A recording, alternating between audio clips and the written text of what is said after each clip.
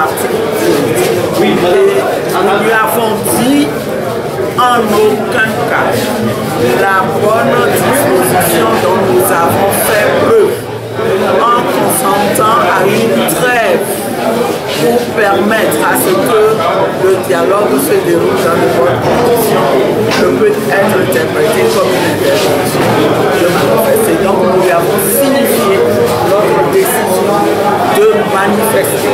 Nous l'avons informé de ce que le gouvernement nous a répondu, nous aussi en nous disant je ne veux pas me faire complice de la recommandation du facilitateur de ne pas organiser les élections, de ne pas organiser les manifestations pendant le dialogue. Et nous avons signifié au facilitateur que malgré cette réponse, nous maintenons nos manifestations demain, mercredi 11, jeudi 12 et samedi 14, pas seulement à Lomé, mais dans les autres localités du territoire que nous avons maintenues. Après, c'est la fin du dialogue avec la reprise de la manifestation. C'est une question que le facilitateur nous a posée de manière très claire. Il voulait savoir quelle est notre disposition d'esprit. Et nous avons été très clairs avec lui. Nous ne disons pas que le dialogue est terminé. D'ailleurs, il ne nous appartient pas de décider de la fin du dialogue. Donc, nous l'avons rassuré dans ce sens. Le dialogue continue, mais quand il y a une des parties qui est mécontente et quand des citoyens togolais sont mécontents, on ne peut pas se prévaloir du dialogue pour les empêcher de manifester leur mécontentement. Est-ce que le facilitateur nous a donné des dates pour les prochaines discussions? Le facilitateur ne nous a donné aucune date. Il nous a tout simplement rassuré qu'il transmettra fidèlement le contenu des discussions que nous avons eues au gouvernement togolais. Il nous a dit que sa préoccupation, c'était de s'assurer qu'il n'y aura plus de complications suite aux manifestations. Nous l'avons rassuré que nous organiserons encore une fois des manifestations pacifiques et il fera que ces manifestations se dérouleront de manière pacifique. Mais garde à quiconque s'amuserait à créer un appel de ces manifestations. C'est un appel que je lance à la population.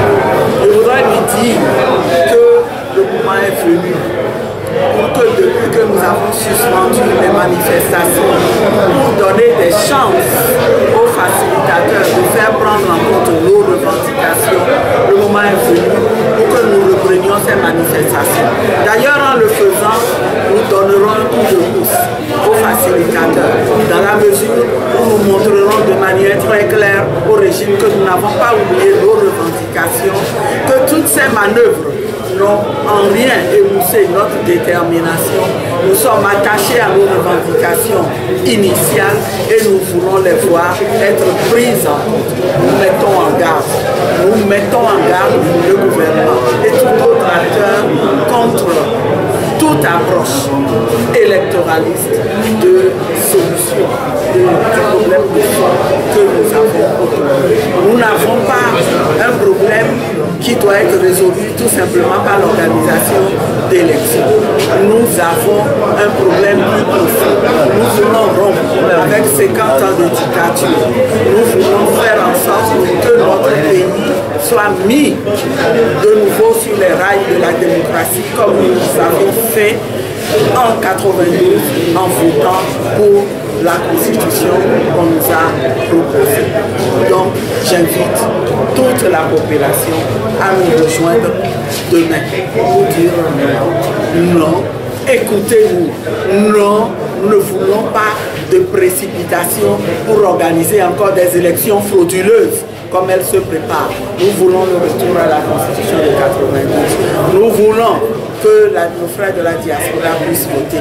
Nous voulons des institutions qui soient vraiment indépendantes et démocratiques et nous voulons que le cadre électoral soit revu pour que si organisation d'élections il y a encore dans ce pays, ces élections soient démocratiques et transparentes. Voilà, venons nombreux demain pour faire entendre nos voix, que nous soyons fonctionnaires, que nous travaillons dans le secteur de la santé ou le secteur de l'enseignement, nous avons des revendications spécifiques qui rejoignent celles que le peuple tout entier exprime. Sortons nombreux de là. À mon tour de vous dire bonjour et merci d'être venu. Donc je vous livre in extenso la déclaration. CAP 2015, groupe des 6, PNP, Santé du peuple, CAR. Conférence de presse du mardi 10 avril 2018. Liminaire. Une fois encore, la coalition des 14 partis de l'opposition vous remercie de cette opportunité que vous lui donnez de s'adresser à travers vos médias respectifs à tous les Togolais de l'intérieur et de la diaspora, ainsi qu'à la communauté internationale.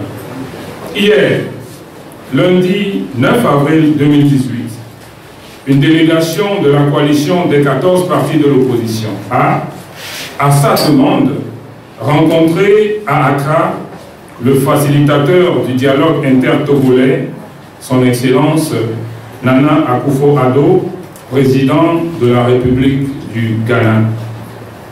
Au cours de cette audience, la délégation de la coalition a tenu à faire part aux facilitateurs de ces sérieuses préoccupations liées à l'aggravation de la situation de crise que connaît notre pays et à l'interprétation volontairement erronée que fait le régime RPT UNIR de la disposition de la coalition à suspendre les manifestations de rue pendant la durée du dialogue. La coalition des 14 partis a indiqué aux facilitateurs les actes graves posés par le gouvernement en violation flagrante de l'esprit du dialogue. Il s'agit notamment de la poursuite par le gouvernement du processus de préparation unilatérale des élections, malgré les engagements pris par le pouvoir RPT UNIR de cesser toutes les activités du dit processus. De l'interdiction systématique de toutes les manifestations publiques, y compris celles organisées par des organisations de la société civile et des syndicats qui ne sont nullement partis au dialogue. De la multiplication des harcèlements et des arrestations de responsables d'organisations de la société civile, alors même qu'ils réchignent à libérer tous les prisonniers comme ils s'y sont engagés. Du maintien de l'état de siège dans les villes de Sokodé, Bafilo et Mango. C'est pour protester contre ces violations graves des règles du dialogue que la coalition avait adressé la semaine dernière au ministre de l'administration territoriale une lettre d'information en vue de l'organisation de marches pacifiques les 11, 12 et 14 avril 2018 sur toute l'étendue du territoire national.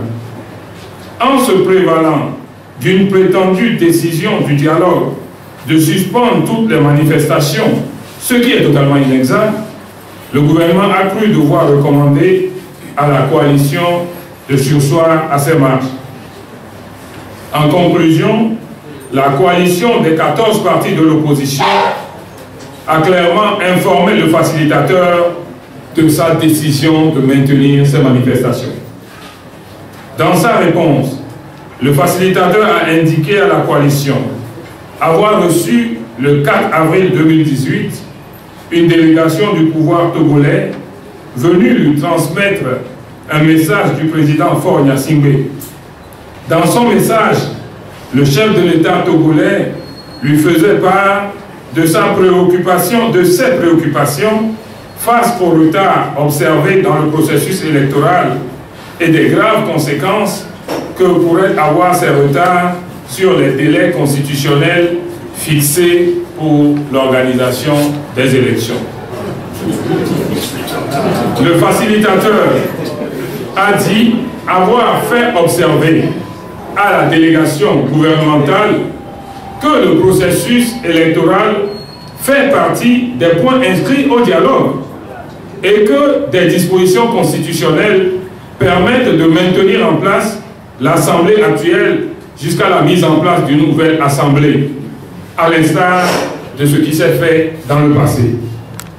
Le facilitateur a par ailleurs dit avoir transmis à la délégation gouvernementale la liste des 60 personnes encore en détention.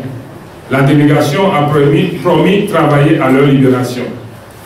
Selon le président Nana Akufo-Addo, il avait été convenu avec la délégation gouvernementale de maintenir l'arrêt du processus électoral conformément au consensus établi lors de la séance du 23 février 2018.